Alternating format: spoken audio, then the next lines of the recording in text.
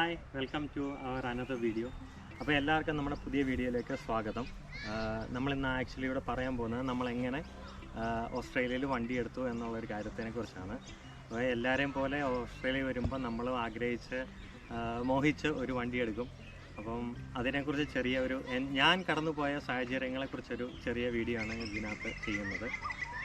ആദ്യമായിട്ട് നമ്മൾ പറയുന്നത്, ഞാനിവിടെ വന്ന് ഒരു മാസത്തിനകത്ത് ഞാൻ കാറിനെ കുറിച്ച് ചെക്ക് ചെയ്യാനും അപ്പോൾ എങ്ങനെ നമുക്കൊരു വണ്ടി പെട്ടെന്ന് വാങ്ങിക്കാം എന്നുള്ളൊരു ഇതിലാണ്. ഇതെന്ന് വെച്ചാൽ ഇവിടുത്തെ സാഹചര്യം എല്ലാവർക്കും അറിയാമല്ലോ.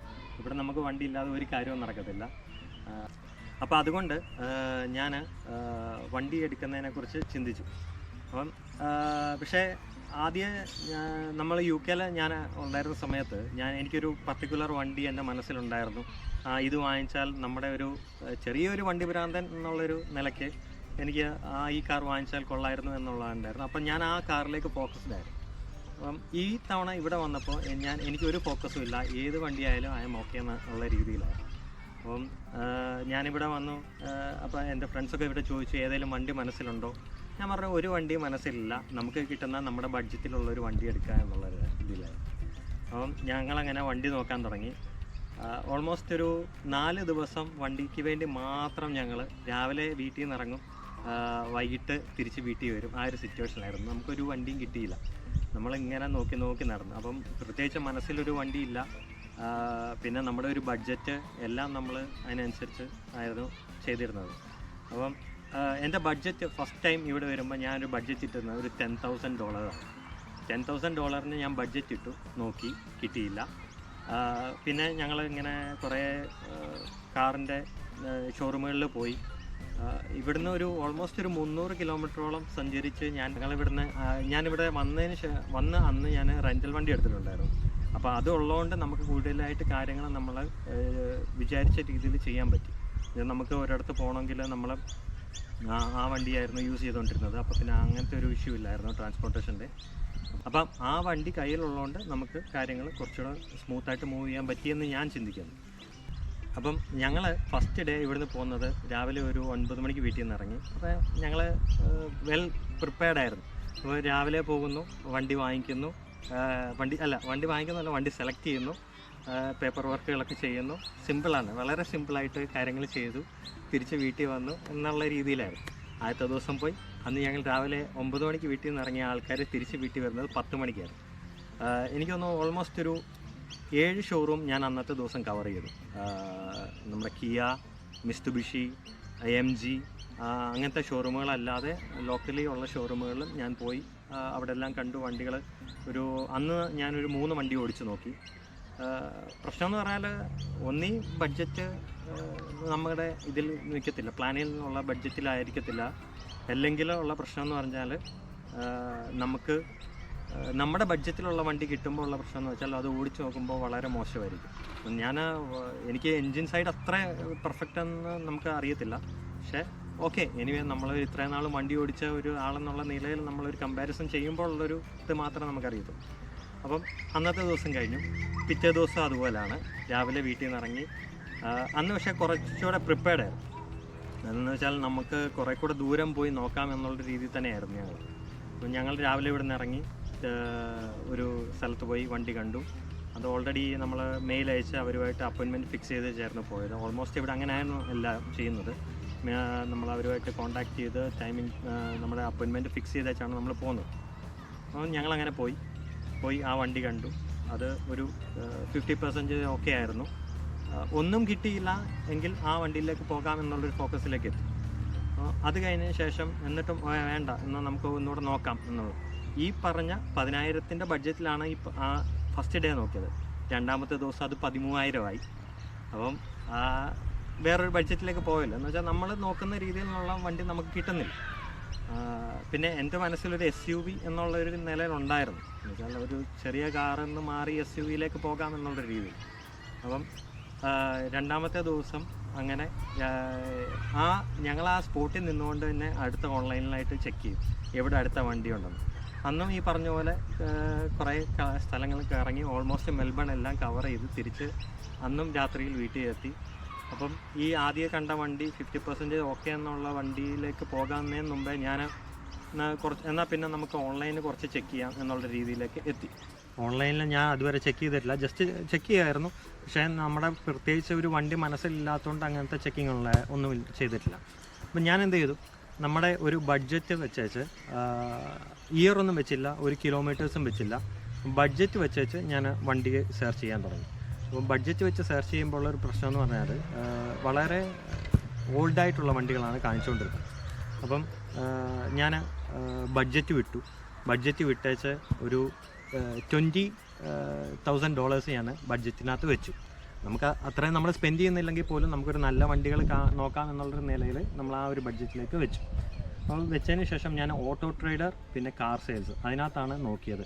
ഈ ഓട്ടോ ട്രേഡറിനകത്ത് എല്ലാ ടൈപ്പ് ഓഫ് ഡീലേഴ്സും ഉണ്ട്. എന്ന് വെച്ചാൽ വളരെ ലോക്കലി തൊട്ട് അല്ലാതെ ടോപ്പ് എൻഡിൽ വരെയുള്ള ഡീലേഴ്സ് ഉണ്ടാവും.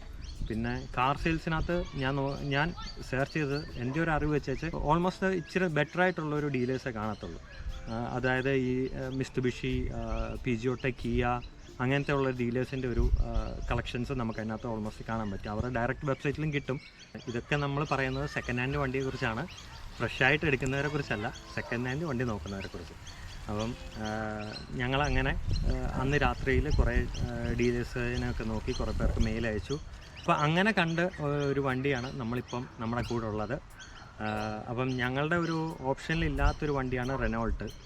ഓപ്ഷനിലെന്ന് വെച്ചാൽ ആ വണ്ടി ഞാൻ യൂസ് ചെയ്തിട്ടില്ല. ഞാൻ അതുകൊണ്ട് റെനോൾട്ട് എന്നുള്ളൊരു വണ്ടി എൻ്റെ മനസ്സിലായിരുന്നു. പിന്നെ എല്ലാവരും പറയും ഇവിടെ വരുമ്പോൾ ടയോട്ട എടുക്കണം, നമുക്ക് ടയോട്ടയാണ് റിലയബിൾ കാർ എന്നൊക്കെ പറയും. പക്ഷേ ടയോട്ടയിലേക്ക് പോകുമ്പോഴുള്ള പ്രശ്നമെന്ന് വെച്ചാൽ ടയോട്ട റിലയബിൾ തന്നെയാണ്, നമ്മൾ ഒരിക്കലും അല്ലെന്ന് പറയില്ല. പക്ഷേ അത് പ്രശ്നമെന്ന് പറഞ്ഞാൽ ഈ പഴയ വണ്ടികൾക്ക് പോലും നമ്മുടെ ഒരു വലിയ ഹ്യൂജ് എമൗണ്ടാണ് വണ്ടികൾക്ക് ചോദിക്കുന്നത് ടയോട്ടയുടെ വണ്ടിയിലേക്ക് വരുമ്പോൾ. അപ്പം നമ്മൾ ചെറിയ വണ്ടി അല്ലെങ്കിൽ നോക്കണം, യാരിസൊക്കെ പോലെയുള്ള വണ്ടി നോക്കുമ്പോഴും നമുക്ക് നല്ലൊരു എമൗണ്ട് നമ്മൾ അതിന് വേണ്ടി സ്പെൻഡ് ചെയ്യേണ്ടി വരും. അപ്പം അങ്ങനെയല്ല, അല്ലാതെ മറ്റൊരു വണ്ടി നോക്കാമെന്നുള്ളതുകൊണ്ടാണ് ഞാൻ എൻ്റെ മനസ്സിലില്ലാത്തൊരു ഓപ്ഷനിലേക്കുള്ളൊരു വണ്ടിയിലേക്ക് പോകുന്നത്. അപ്പം ഞങ്ങൾ ഈ വണ്ടി ഇങ്ങനെ ഓൺലൈനിൽ കണ്ടു, അവർക്ക് ഇമെയിൽ അയച്ചു. അപ്പോൾ അവർ രാവിലെ നമുക്ക് റിപ്ലൈ ചെയ്തു, ആ വണ്ടി അവൈലബിൾ ആണ്, അവർ അപ്പോയിൻമെൻറ്റ് ഫിക്സ് ചെയ്തു. അപ്പം ഞങ്ങൾ താമസിക്കുന്നിടത്തുനിന്ന് ഓൾമോസ്റ്റ് ഒരു 2 ഹവേഴ്സിനടുത്ത് തന്നെ ഉണ്ടായിരുന്നു. അപ്പോൾ അവിടെ പോയി വണ്ടി കാണാം എന്നുള്ള രീതിയിൽ തന്നെ ഞങ്ങൾ സെറ്റ് ചെയ്തു. അപ്പം ഞങ്ങൾ ആ പോകുന്ന വഴിക്ക് പോലും ഞങ്ങൾ വേറൊരിടത്ത് കയറി, ഇവിടെ അടുത്ത് ഒരു കുറേ ഷോറൂമുകൾ ഒന്നിച്ചുള്ള ഒരു സ്ഥലത്ത് പോയി. അവിടെയും പോയി ഞങ്ങൾ വണ്ടികൾ കണ്ടേച്ചാണ് ഈ വണ്ടി കാണാൻ പോകുന്നത്. എന്ന് വെച്ചാൽ നമുക്കൊരു ഉറപ്പുമില്ല വണ്ടി ഏതാണ് എങ്ങനെയാണ് സിറ്റുവേഷൻ എന്നൊന്നും അറിയത്തില്ല. നമുക്ക് ഫൈനലി ഈ വണ്ടിയുടെ പിജിയോട്ടിൻ്റെ ഷോറൂമിൽ, ഡയറക്റ്റ് പിജിയോട്ടിൻ്റെ അണ്ടറിലുള്ളൊരു സെക്കൻഡ് ഹാൻഡിൻ്റെ ഷോറൂമിലായിരുന്നു. അപ്പോൾ അവിടെ പോയി വണ്ടി കണ്ടു. ഈ വണ്ടി കണ്ടപ്പോൾ ഫസ്റ്റ് ലുക്കിൽ തന്നെ നമുക്ക് വണ്ടി ഇഷ്ടപ്പെടുക എന്നുള്ള ഇതില്ല. അപ്പം അങ്ങനെയായിരുന്നു. അപ്പം ഞങ്ങൾക്ക് 2 പേർക്കും ആദ്യ നോട്ടത്തിൽ തന്നെ വണ്ടി ഇഷ്ടപ്പെട്ടു. അപ്പം അവർ പറഞ്ഞു ഓടിച്ച് നോക്കാം, പിന്നെ ഫൈനാൻസിങ്ങിൻ്റെ ഇതിലേക്ക് കിടക്കണം. അപ്പം ആ പ്രോസസ്സിന് മുമ്പ് എന്തായാലും നമുക്ക് വണ്ടി ഓടിച്ച് ഇഷ്ടപ്പെട്ടാൽ മാത്രമേ അവർ ബാക്കിയുള്ള ഇതിലേക്ക് കിടക്കത്തുള്ളൂ. അപ്പം ഞങ്ങൾ വണ്ടി ഓടിച്ച് നോക്കുമ്പോൾ നമുക്കിവിടെ സബ്മിറ്റ് ചെയ്യേണ്ടത് ഒന്നേ നമ്മുടെ ഇന്ത്യൻ ലൈസൻസ് ഉണ്ടെങ്കിൽ സബ്മിറ്റ് ചെയ്യണം, അല്ലെങ്കിൽ നമുക്ക് ഇവിടുത്തെ ലൈസൻസ് ഉണ്ടെങ്കിൽ സബ്മിറ്റ് ചെയ്യണം. അപ്പം ഞാൻ ഓൾറെഡി UK ലൈസൻസ് ഇവിടെ കൺവേർട്ട് ചെയ്തിട്ടുണ്ടായിരുന്നു. അപ്പം ആ ലൈസൻസ് വെച്ചാണ് സബ്മിറ്റ് ചെയ്ത് നമ്മുടെ പേരിലൊരു ഇൻഷുറൻസ് എടുക്കും. അപ്പോൾ ആ ലൈസൻസ് വെച്ചു. അപ്പം അവരൊരു ടെമ്പററി ഇൻഷുറൻസ് എടുക്കും. ആ ഇൻഷുറൻസും അതിനകത്ത് നമുക്ക് ചാർജസ് ഒന്നുമില്ല. അപ്പോൾ അത് നമ്മുടെ കയ്യിൽ നിന്ന് എന്തെങ്കിലും ബൈ മിസ്റ്റേക്കിൽ എന്തെങ്കിലും പറ്റുവാണെങ്കിൽ വണ്ടിക്ക് അവർക്ക് ക്ലെയിം ചെയ്യാൻ പറ്റും. അപ്പോൾ അത് 2 സബ്മിറ്റ് ചെയ്തതിന് ശേഷം ഞങ്ങൾ വണ്ടി ഓടിച്ച് നോക്കി. വണ്ടി ഓടിച്ചു, ഇഷ്ടപ്പെട്ടു. ഞങ്ങൾ അന്നേരം തന്നെ അവരോട് ഓക്കെ പറഞ്ഞു. അപ്പോൾ വണ്ടിയുടെ ഫൈനാൻസിങ്ങിൻ്റെ കാര്യം അവർ ചെക്ക് ചെയ്ത് വെച്ച് നമ്മളെ ഇൻഫോം ചെയ്യാമെന്ന് പറഞ്ഞു. അപ്പോൾ അതിനുവേണ്ടി നമ്മൾ ഓൾമോസ്റ്റ് കുറേ ഡീറ്റെയിൽസ് അവർക്ക് സബ്മിറ്റ് ചെയ്തു. നമ്മുടെ ഇപ്പോൾ എൻ്റെ പേരിൽ എടുക്കാൻ പറ്റില്ല, എന്ന് വെച്ചാൽ ഞാനിവിടെ ജോബ് ആയിട്ടില്ലായിരുന്നു. അപ്പോൾ അതുകൊണ്ട് പ്രിയയുടെ പേരിൽ തന്നെയാണ് വണ്ടി എടുത്തേക്കുന്നത്. ഇൻഷുറൻസ് എൻ്റെ പേരിലാണ്. പ്രിയയുടെ പേരിൽ വണ്ടി എടുത്തപ്പോൾ നമുക്ക് കുറേ ഡീറ്റെയിൽസ് സബ്മിറ്റ് ചെയ്തു. ആ സബ്മിറ്റ് ചെയ്ത ഡീറ്റെയിൽസിനകത്ത് വിസയുടെ ഡീറ്റെയിൽസ്, പിന്നെ പാസ്പോർട്ട് കോപ്പി, പിന്നെ അതുപോലെ പേ സ്ലിപ്പുകൾ, പിന്നെ നമ്മുടെ റെൻ്റൽ എഗ്രിമെൻറ്റ്, അതെല്ലാം അവർ ചോദിച്ചായിരുന്നു. അപ്പം അവർക്ക് ആക്ച്വലി കാൽക്കുലേറ്റ് ചെയ്യണം നമ്മുടെ ഫൈനാൻസിങ്ങിന് എങ്ങനെയാണ് നമ്മുടെ ബാലൻസ് പേയ്മെൻറ്റ് നമ്മൾക്ക് ഫുൾഫിൽ ചെയ്യാൻ പറ്റുമോ എന്നുള്ള രീതിയിൽ. അപ്പം അതെല്ലാം അവർ കാൽക്കുലേറ്റ് ചെയ്ത് വെച്ചാൽ നമുക്ക് ഫൈനാൻസിങ്ങിനുള്ളത് അവർ അപ്രൂവ് ചെയ്യത്തുള്ളൂ. അപ്പോൾ ഒരു ഡെപ്പോസിറ്റ് നമ്മൾ അതിന് വേണ്ടി കൊടുക്കണം. അപ്പോൾ ആ ഡെപ്പോസിറ്റ് ഞങ്ങൾ കരുതിയിരുന്നത് ഒരു 1000-2000 ആ റേഞ്ചിൽ കൊടുക്കാമെന്നായിരുന്നു. പക്ഷേ അതിനൊന്നും നിന്നില്ല, അതിനൊക്കെ കൂടുതലായിട്ട് കൊടുക്കേണ്ടി വന്നു. അത് വണ്ടിയുടെ വിലയുടെയും കൂടെ അനുസരിച്ചാണ്, നമ്മളിപ്പോൾ നോക്കുന്ന വണ്ടികളുടെ അനുസരിച്ചാണ്. അപ്പോൾ നമ്മുടെ ഫോർത്ത് ഡേയിലാണ് വണ്ടി അപ്രൂവ് ആയി, വണ്ടി ഓക്കെയാണ്, ഫൈനാൻസ് ഓക്കെ ആണെന്നുള്ള രീതിയിൽ അവർ നമ്മളെ ഇൻഫോം ചെയ്തത്, ഷോറൂമിൽ നിന്ന് നമ്മളെ ഇൻഫോം ചെയ്തത്. അപ്പം അന്ന് അവർ നമ്മളെ ഇൻഫോം ചെയ്തു, നമ്മളോട് ചോദിച്ചു എന്നത്തേക്ക് നിങ്ങൾക്ക് ഡെപ്പോസിറ്റ് പേയ്മെൻറ്റ് ചെയ്യാൻ പറ്റും. വണ്ടി നമ്മൾ പുറത്തിറക്കണമെങ്കിൽ, റോഡിൽ ഇറക്കണമെങ്കിൽ റോഡ് വർത്തി സർട്ടിഫിക്കറ്റ് വേണം, രജിസ്ട്രേഷനും വേണം. അപ്പം അത് രണ്ടും നമുക്ക് ക്ലിയർ ആക്കി തരേണ്ടത് നമ്മൾ വണ്ടി എടുക്കുന്ന ഷോറൂമിൽ നിന്ന് തന്നെയാണ്. അപ്പം അത് രണ്ടും ഓക്കെ ആണെങ്കിൽ മാത്രമേ നമുക്ക് വണ്ടി എടുക്കാൻ പറ്റത്തുള്ളൂ. അപ്പം അവരത് പറഞ്ഞു, ഓൾറെഡി വണ്ടിക്ക് റോഡ് വർത്തി സർട്ടിഫിക്കറ്റ് ഉണ്ട്, അത് 3 months വാലിഡിറ്റി ഉള്ള സർട്ടിഫിക്കറ്റ് ആയിരുന്നു. അപ്പോൾ അത് ഓൾറെഡി ഉണ്ട്. അപ്പോൾ നമുക്ക് ജസ്റ്റ് രജിസ്ട്രേഷൻ്റെ പ്രോസസ്സിങ്ങിലൂടെ മാത്രം കടന്നു പോയാൽ മതിയായിരുന്നു. 5th ഡേയിലേക്ക് ഞങ്ങൾ പോയി. അപ്പോൾ 5th ഡേ നമുക്ക് വണ്ടി എടുക്കുന്ന ഒരു ഡേ ഫിക്സ് ചെയ്തു ഞങ്ങൾ. അപ്പം അന്ന് ഞങ്ങളത് ഫിക്സ് ചെയ്തേച്ച് ബാക്കിയെല്ലാം പ്രോസസ്സിങ് അവർ ചെയ്തു, നമ്മൾ പേയ്മെൻറ്റ് ചെയ്തു. അപ്പം അതിനുശേഷം നമ്മൾ വണ്ടി എടുക്കുന്ന ദിവസത്തിലേക്ക് എത്തി. അങ്ങനെ അവസാനം ഈ ഒരു ദിവസം വന്ന് ഈ ഇപ്പോൾ കണ്ട വീഡിയോയിലൂടെ ഞങ്ങളുടെ വണ്ടി, ഈ കാണുന്ന വണ്ടി ഞങ്ങൾ സ്വന്തമാക്കി. അപ്പോൾ ഈ ഒരു ഇതിലേക്കാണ്, ഈ ഒരു സിറ്റുവേഷനിൽ കൂടെയൊക്കെയാണ് ഞങ്ങൾ കടന്നു പോയത് വണ്ടി എടുക്കാൻ വേണ്ടി. അപ്പം ചെറിയൊരു സ്ട്രെസ്ഫുൾ സിറ്റുവേഷൻ എന്ന് തന്നെ വേണമെങ്കിൽ പറയാം. എന്ന് വെച്ചാൽ നമ്മൾ റെൻറ്റിനെടുത്ത വണ്ടി തിരിച്ചു കൊടുക്കണം, അതും ഈ പറഞ്ഞ പോലെ നല്ലൊരു പേയ്മെൻറ്റാണ് അതിനു വേണ്ടി പൊയ്ക്കൊണ്ടിരിക്കുന്നത്. അതെല്ലാം മനസ്സിലുള്ളതുകൊണ്ട് നമുക്ക് പെട്ടെന്നൊരു വണ്ടി നമുക്ക് വാങ്ങിക്കണം. അപ്പം ഇതായിരുന്നു ഞങ്ങൾ വണ്ടി എടുത്ത കഥ.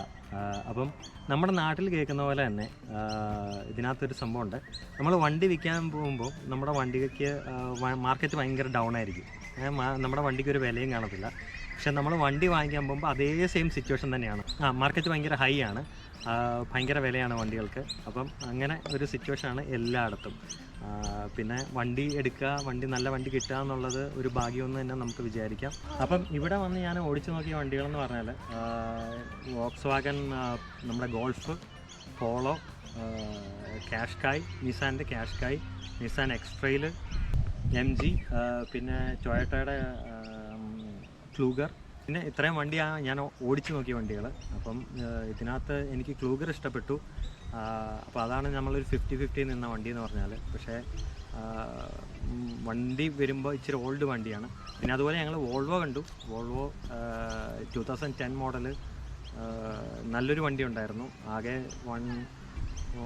85,000 കിലോമീറ്റേഴ്സേ ഓടിയിട്ടുള്ളായിരുന്നു. നല്ല വണ്ടിയായിരുന്നു. പക്ഷേ അത് ഞങ്ങൾക്ക് ഫൈനാൻസിങ്ങിൻ്റെ ചെറിയൊരു ഇഷ്യൂ വന്നത് കാരണം അത് വേണ്ടാന്ന് വെച്ചു. ഇനി നമുക്ക് നമ്മുടെ വണ്ടി ഒന്ന് പരിചയപ്പെടാം. ബാ.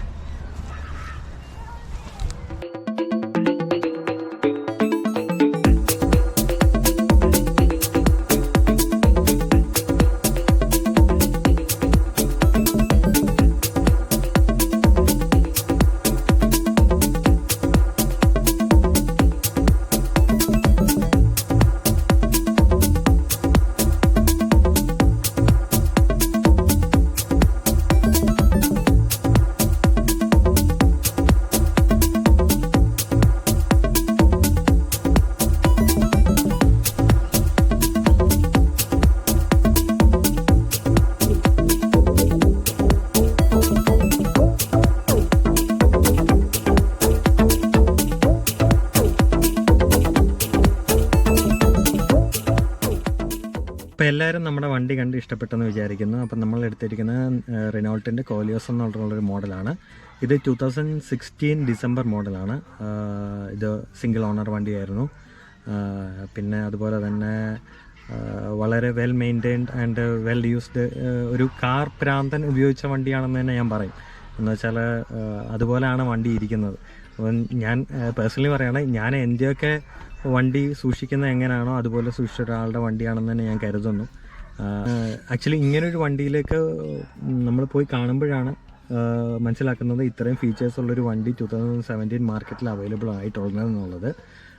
ഇതിനകത്തിപ്പോൾ വരുന്നത് സൺറൂഫ് വരുന്നുണ്ട്, പിന്നെ അതുപോലെ തന്നെ ലെതർ സീറ്റ്സ് ആണ്, പിന്നെ ലൈൻ അസിസ്റ്റൻസ്, അതുപോലെ തന്നെ ഓട്ടോ പാർക്കിംഗ്, അങ്ങനെ കുറേ ഫീച്ചേഴ്സ് ഇതിനകത്ത് വരുന്നുണ്ട്.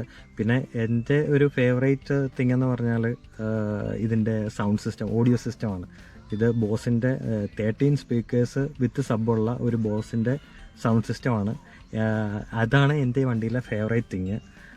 അതൊരു ബെസ്റ്റ് ഫീച്ചർ തന്നെയാണെന്ന് ഞാൻ വിചാരിക്കുന്നു. അപ്പം നാട്ടിൽ വണ്ടി മോഡിഫൈ ചെയ്യാൻ സാധിക്കാതെ എബ്രോഡ് വന്നൊരു പാവം മലയാളിയാണ് ഞാൻ. അപ്പം നമുക്കറിയാലോ നാട്ടിലെ സിറ്റുവേഷൻ എന്താണെന്നുള്ളത്. ഇപ്പോൾ ലാസ്റ്റ് ടൈമിൽ നമ്മൾ നാട്ടിൽ വന്നേച്ച് നമുക്കൊരു ടിൻറ്റിങ് പോലും ഒട്ടിക്കാൻ പേടിയായിരുന്നു. അപ്പം എന്തായാലും ഇവിടെ ആ പ്രശ്നങ്ങളൊന്നുമില്ല. പിന്നെ നമുക്ക് എങ്ങനെ വേണമെങ്കിലും മോഡിഫൈ ചെയ്യാം, അതെല്ലാം ഇൻഷുറൻസിനകത്ത് ആഡ് ചെയ്താൽ മതി. അപ്പം നമ്മൾ അതിലേക്കൊക്കെ കടക്കാൻ പോകുന്നതേ ഉള്ളൂ. പക്ഷേ ഓരോ കാര്യമുണ്ട്, മോഡിഫിക്കേഷൻ ഇവിടെ എക്സ്പെൻസീവാണ്.